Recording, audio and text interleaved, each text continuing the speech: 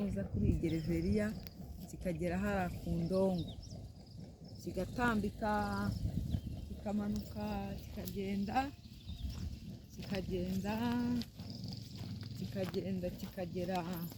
gifite 36 kikagera, urumva kikagera aha, noneho hirya yaho kikaza komeza ugende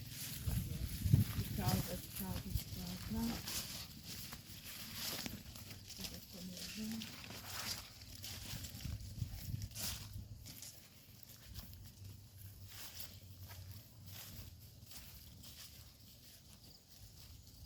iki ni ikibanza kimwe. Ikibanza kimwe cyaza borune yayitereye hano. Iyi ni borune yaho. Dukomeje gatoya niho borune itereye. Borune ni iyi ngiyi. Ukomeje gutya nta kindi kibanza gihari. Ni ukuvuga ngo bino bibanza uzamutse ruguru ni ikibanza kimwe. Kugera hariya ku muhanda. Iyi gereveriya tureba. Ubwo ni kuri iyo ndongo yahaye. Nini nacyo kigera hano hepfo ivanze kagera hariya hepfo. Kaya ku mukinga mu icumi. Wajyayo tukareba.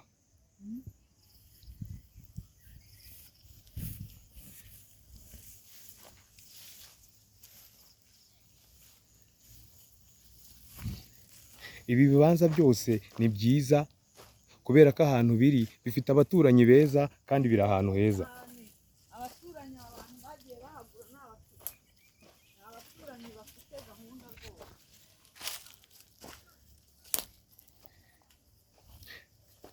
Iyo umanutse gatoya usanga ari ikibanza cyiza kandi kinini. Ubuso bwaho gifite iki ngiki kiragura amafaranga make. Kandi urabona ko ari ikibanza cyiza. Ikibanza gifite ubuso 25 kuri 36. Ni ahantu heza. Uramutse uguze iki kibanza wabasha kugikuramo ibibanza bibiri byiza bimeze neza. Tukibutse ko ahantu ushobora kubaka etaje cyangwa se naho bakama etaje nkabi. Mwambonera aho hantu 25 urumva atari hano 36. Ni ibibanza biri ahantu heza.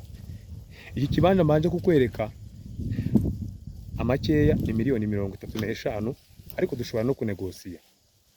Byose ni 35. Ni ibibanza byiza. Ibibanza uje kubigura tuguhuza na nyirabyo ubifitiye icyangombwa, ukaba wabasha kubigura utazuyaza. Ni ibibanza byiza. Ni ibibanza biri ahantu heza ku buryo utasanga ahandi. Tukwibutse ko uyu nguyu ari umuhanda wabyo ushobora kugeraho. Uyu ni umuhanda wabyo. Ni umuhanda w'ibi bibanza. Kuzamuka kugeza hariya bari abantu bari.